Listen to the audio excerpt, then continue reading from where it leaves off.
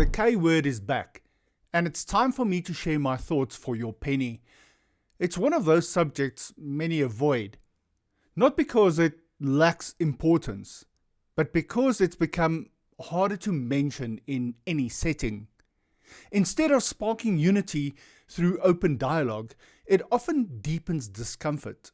Mixed feelings linger, and the conversation around it remains fractured. South Africa's identity as a rainbow nation was built on the promise of reconciliation, a nation healing from apartheid's wounds through unity and justice. Yet today, this promise fractures under the weight of glaring double standards.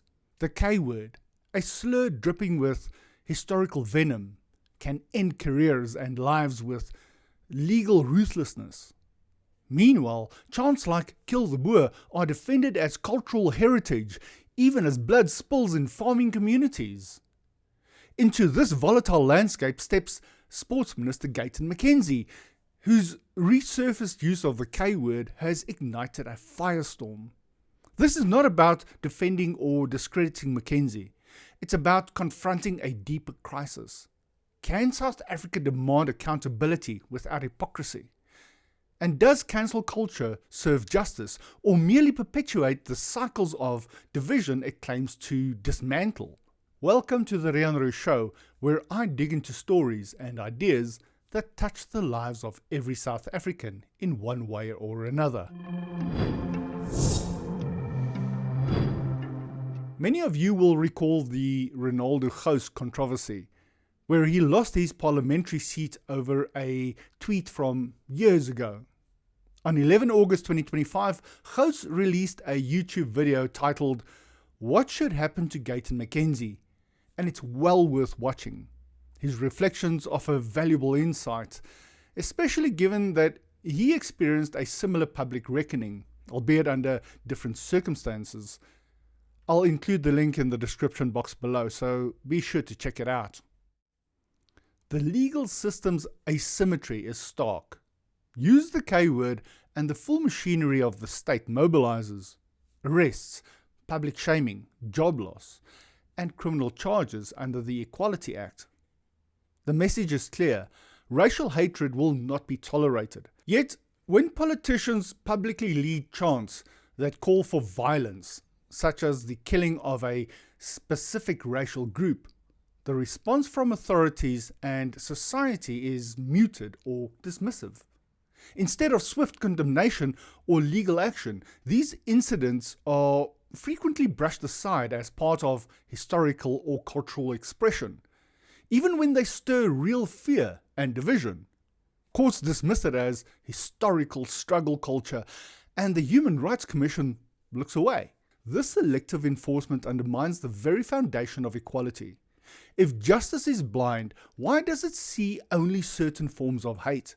The K word's devastation is undeniable, but so is the trauma of farm attacks.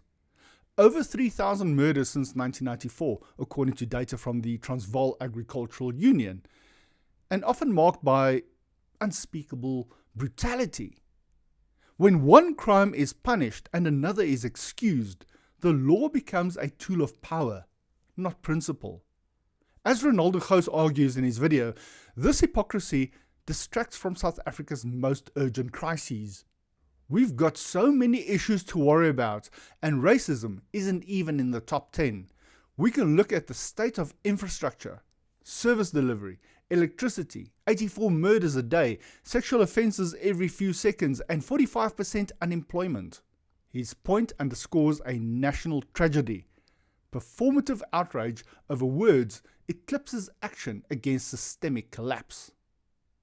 Gayton McKenzie's controversy exposes how these double standards play out personally. As a minister, he condemned racism in others, filing legal challenges against the Open Chats podcast for anti-coloured remarks and declaring consequence is a great teacher. Yet his own past tweets, using the K word, invoking Gandhi's racist stereotypes and demeaning black South Africans with terms like Black Diamond, resurfaced to reveal a stark contradiction. McKenzie's defense that he was an online troll and never targeted individuals. It rings hollow against his 2024 admission at a business conference. I was probably the biggest racist. I hated white people. Probably the biggest racist you can ever find. I hated white people with a passion, but I had to decaffeinate myself. Because I thought white people just see me as a kafir. When they speak, they see a kafir. I thought that, and I had to decaffeinate myself from that thinking. This timeline is damning. Months after claiming personal growth, he weaponized cancel culture against Renaldo Gouws for a decade-old video, only to face identical accusations himself. Gouws, who lost his parliamentary seat over the 2010 controversy, now rejects this cycle. Do I believe Gayton McKenzie should be cancelled for harmful words? No. It's absolutely idiotic to remove someone for saying a word that offends you. His stance forces a critical question. If growth is impossible, then reconciliation is a farce. Yet McKenzie's actions complicate this. He demanded consequences for others while minimizing his own, and his decaffeination from racism seems selective. When Parliament's Ethics Committee refused to investigate him, citing the tweets' timing, while the South African Human Rights Council delays action, it reinforces a brutal truth. Accountability is often reserved for the powerless. Cancel culture, as McKenzie's downfall illustrates, often lacks consistency. Renaldo Gouws frames it perfectly. In rugby, a red card is a penalty, not a lifetime ban. Players learn, reform, and return. Yet in public life, a single mistake, especially a racial one, can invite permanent exile. Gouws further critiques the media's role in this spectacle. Cancel culture gives mainstream media the opportunity to generate income. Every click turns into money.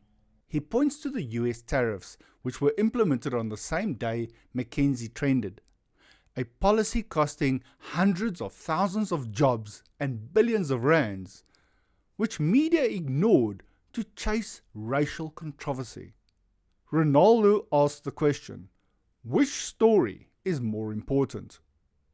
3 podcasters saying hurtful words that caused no lasting damage, or tariffs impacting every South African?